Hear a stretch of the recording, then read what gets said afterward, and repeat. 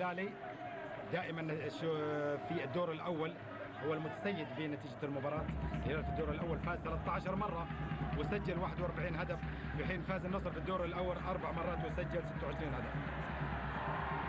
في حين فريق نادي النصر الدور الثاني فاز 14 مره.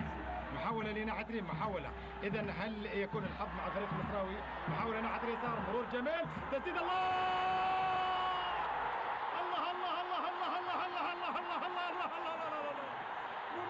معقولة، هدف جميل.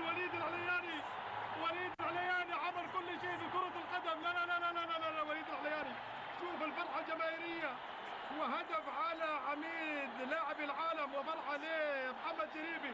وليد العلياني يسجل في الدقيقة الرابعة من أحداث. شوف وليد العلياني تجاوز دفاع الهلال وسجل بالقدم الشمال، هدف لا يصد ولا يرد من وليد العلياني. تشوف تجاوز مدافعي نادي الهلال وأكلهم بالفعل أكلة مرة واحدة، ليس حبة حبة ولكن مرة واحدة. شوف تجاوز اثنين، يا لا لا لا لا، يا سلام عليك وليد العلياني في مكان صعب بالفعل. شوف وليد العلياني لما تجاوز مدافع نادي الهلال مرة واحدة وسدد بالقدم الشمال ولا يسأل عنها حارس المرمى اتعيا.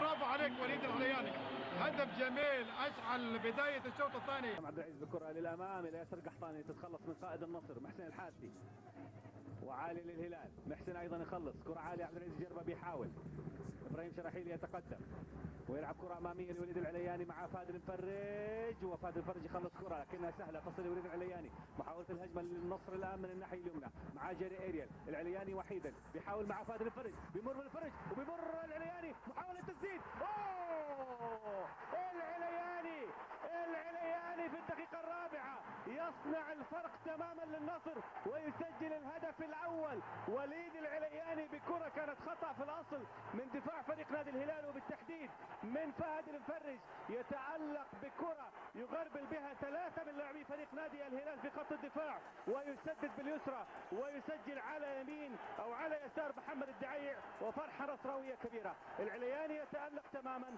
والكرة كانت اصلا امامية من ابراهيم شراحيلي في الناحية اليمنى، والرأسية او الكرة مقطوعة من فهد المفرج وسط العلياني. شوف عدى من المفرج، عدى من عمر الغامدي، وعدى من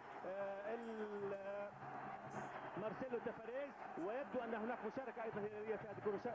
مشاهد الاعاده، مرور ممتاز كان من العلياني، والتسديده تاتي من العلياني هو نفسه وعلى يسار محمد الدعيع، والهدف الاول للنصر ياتي في الدقيقه الرابعه. اول اهداف اللقاء يحمل درجه امتياز تماما.